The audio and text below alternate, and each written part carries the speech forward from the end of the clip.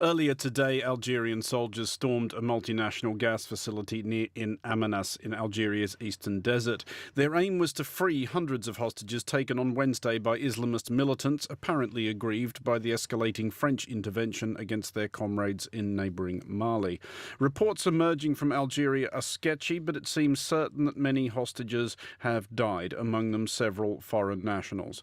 British Prime Minister David Cameron has postponed a speech he was due to give this evening and warned his country to brace itself for bad news. Joining us now to bring us an update is French-Algerian journalist Nabila Ramdani. Nabila, what is the latest you've been hearing? Well, I have been speaking to Algerian officials and indeed to contacts on the ground, and it seems that the Algerian government is putting out the fact that, as far as they're concerned, the military operation is over, and they are still looking around effectively this vast gas facility, which is the largest gas facility in the country, to see whether or not militants are still hiding in corners effectively. Why might the Algerian authorities have unleashed their military so quickly? It wasn't like the hostage takers barely had time to issue any demands.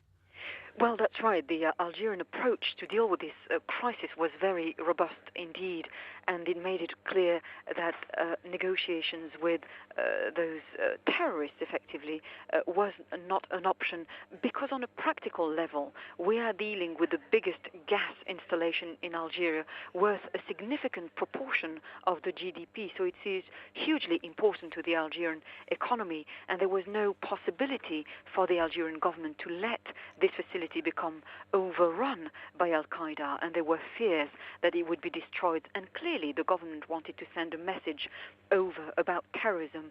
Now, if we had been dealing with an isolated compound somewhere, then negotiations would have been an option, just as it was when a number of European tourists were kidnapped 10 years ago in the south of Algeria, in the desert.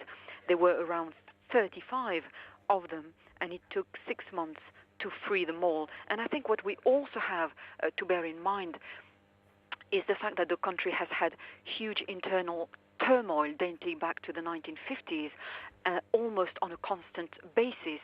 The Algerians fought in a savage war against the French right up until 1962, and then in the 90s, a civil war ended with 250,000 Algerians dying at least. And to a certain extent, the civil war is still being fought, and it has produced one of the most ruthless security services in North Africa, and they are always ready to respond in kind, especially when they are dealing with sinister gangs like this one. What kind of experience and how capable is Algeria with, very complex rescue situations like this? Well, Algeria has been fighting Islamic militant groups for many, many years, early in the 1990s, when the military effectively cancelled legislative elections where the Islamist parties were well on the way of winning. It plunged the country into a bloody civil war, effectively opposing Islamic militants to the Algerian military, and gradually the Algerian security forces have learned how to deal with those terrorist organizations. And it has to be said that oil and gas facilities in Algeria have very rarely been targeted, so this is quite an extraordinary coup by the terrorists involved. How is this likely to play with the public in Algeria, both the initial event, the capture of all these hostages, and the government's extremely uncompromising response? I think there's a shared fear amongst the population that it will indeed bring back the violent chapters of the bloody history of Algeria, on the agenda.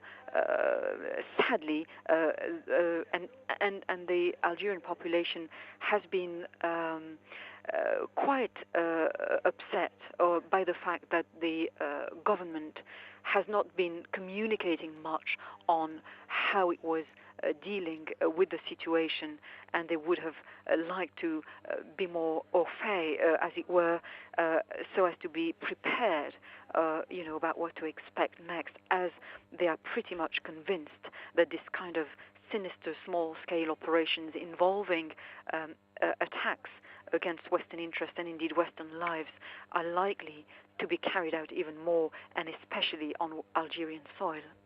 In light of the new developments, what more do you know about the hostage takers?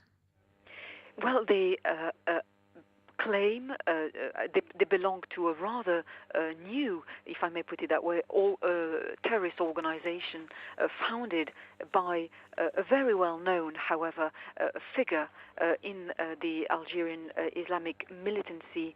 Mokhtar Ben Mokhtar has claimed responsibility for the attack. He has started off training in the Afghan camps fighting the Russians when he was still a teenager before going back to his home country of Algeria, and indeed was involved in fighting the Algerian government and its military in the 1990s.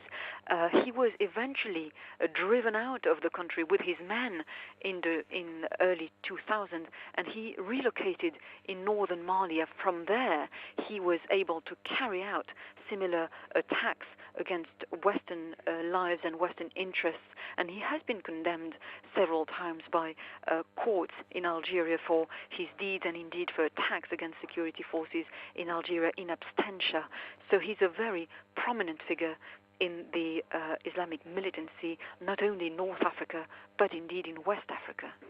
Just finally, Nabila, will this be making both the public and the government of France increasingly nervous? I think there was an awful lot of support by the French population when the president decided to tackle full-on this very serious issue of Islamist militancy. 75% of the French population was actually very supportive. But as the number of casualties is increasing, and indeed threats are being made against France itself, and the terrorist organizations are vowing, effectively promising to retaliate on French soil, I think this support might well disappear gradually as France gets even more bogged down in this crisis. Nabila Ramdani, thank you very much.